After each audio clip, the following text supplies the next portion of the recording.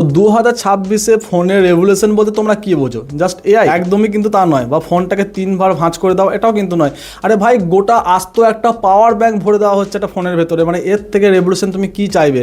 যে power bank আমরা আজ থেকে 3 বছর আগেও জাস্ট কিনেছি ফোনটাকে চার্জ করার জন্য, সেই মোটা মোটা পাওয়ার ব্যাংক জাস্ট স্লিম একটা ব্যাটারি হিসেবে ভরে দেওয়া হচ্ছে একটা ফোনের ভেতর। এটা 2026-এর ট্রেন্ড। মানে এটাকে ফলো করে কিন্তু বাকি কোম্পানিগুলো আরও চেষ্টা করবে। তো এই মহান কাজটা কে ঘটিয়েছে? ভাই, রিয়েলমি ঘটিয়েছে এই কাজটা। রিয়েলমি P4 5G আগে ছিল, সেটাকে আবার আপগ্রেড করা হয়েছে একটা পাওয়ার ব্যাংক ভরে দিয়ে, তার নাম রাখা হয়েছে P4 পাওয়ার 5G। জেনে নেবো ফোনটার প্রাইস কী কী রয়েছে, ভেরিয়েন্ট কী কী রয়েছে, ফোনটার মধ্যে কি ব্যাটারি ছাড়াও কী কী পাচ্ছি এই ব্যাটারিটাকে চালানোর জন্য, বা অটো ব্যাটারি নিয়ে করবোটা কি। তো চ্যানেলে প্রথমবার এলে অবশ্যই সাবস্ক্রাইব করে নেবে এবং ফলো করে রাখবে, কারণ এই ধরনের ভিডিও কিন্তু বাংলায় আমরা আনবক্সিং বা রিভিউ হিসেবে আমরা আপলোড করে থাকি। ঠিক আছে, তুমি কিন্তু আমরা আসবো এর ভেরিয়েন্ট নিয়ে। দেখো এখানে 8GB র্যাম আছে, 12GB র্যাম রয়েছে, 128GB, 256GB স্টোরেজ, আমাদের এই 3টে ভেরিয়েন্ট রয়েছে।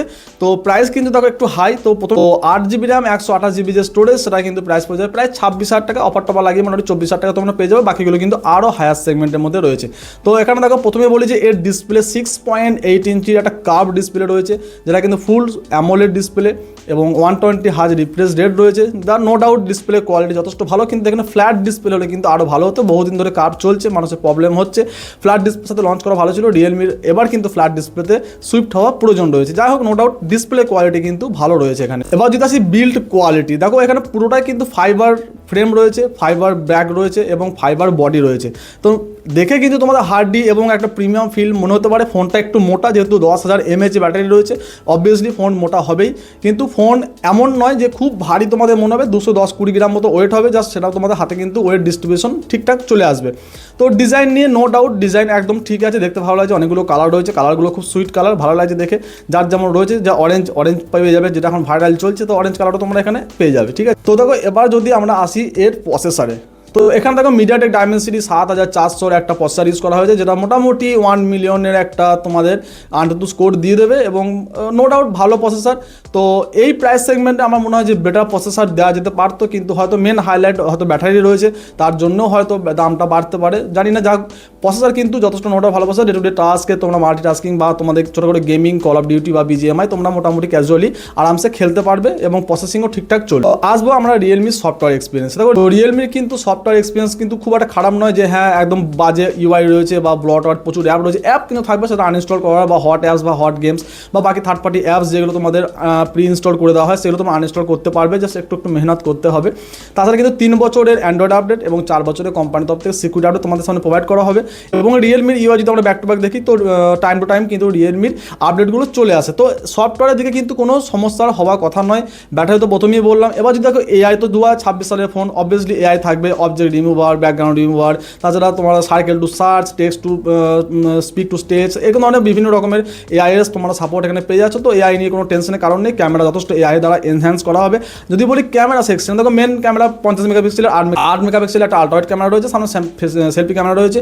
যদি বলি কন্টেন্ট ক্রিয়েটারের জন্য তোমরা কী পাচ্ছ ভিডিও সাপোর্ট, তো দেখো যে মেন ক্যামেরা দিয়ে বা যেটা ব্যাক ক্যামেরা, সেটাতে তোমরা 4K 30 FPS পর্যন্ত ভিডিও রেকর্ডিং করতে পারবে। এবং যদি ফ্রন্টে তোমরা মনে করো ব্লগিং বা কন্টেন্ট ক্রিয়েশন করবে, তার জন্য কিন্তু তোমাদের রয়েছে 1080p 30 FPS এর একটা সাপোর্ট। ঠিক আছে, তো দেখো এমনটা নয় যে কিন্তু ফোনটার বিশাল কিছু হাইপ কিছু নয়। হাইপ কিন্তু শুধুমাত্র এই পাওয়ার ব্যাংক, মানে ওই ব্যাটারিটার জন্য, 10,001 mAh ব্যাটারি। তো এটা কাদের জন্য ইউজেবল হতে পারে? দেখো যারা সাধারণত একটু বাইরে ট্রাভেল করে, 24 ঘন্টায় হয়তো ট্রেনে বাসে বা ট্রাভেল করে থাকে, সকালে একবার ফুল চার্জ দিয়ে বেরোলাম, আবার সন্ধ্যেবেলায় চাইলাম যে সারাদিন ফোনটা আমি একদম বিনা টেনশনে জাস্ট ইউজ করবো এবং বাড়িতে আসার পরও যেন 30% বা 40% চার্জ থাকে, তাদের জন্য কিন্তু এই ডিভাইসটা অত্যন্ত জরুরি। মানে বিশেষ করে আমার জন্য, যখন আমি বাইরে যাই, তো সাধারণত ফোন আমরা নেট অনই করি না, খুব দরকার না হলে, কারণ ফোনের ব্যাটারি তাড়াতাড়ি ড্রেন হয়ে যায়। তো সারাদিন ব্যাটারি চলতে হবে, পাওয়ার ব্যাঙ্ক আমি ক্যারি করি না। তো সেই ক্ষেত্রে আমাদের পক্ষে বা এরকম ধরনের ইউজারদের পক্ষে কিন্তু এই ফোনটা বেটার অপশন হতে পারে।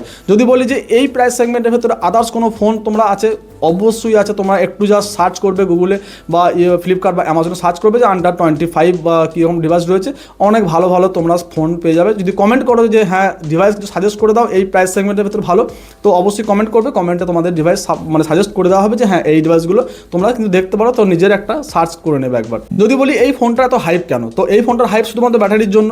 যদি বলি সাউন্ড কোয়ালিটি, দেখো এখানে তোমরা পাবে সিঙ্গেল স্পিকার। তো এই প্রাইস সেগমেন্টে কে সিঙ্গেল স্পিকার দেয় ভাই? মোটোরোলার 5,000 টাকার ফোনেও কিন্তু ভাই ডুয়েল স্পিকার আছে উইথ ডলবি অ্যাটমস।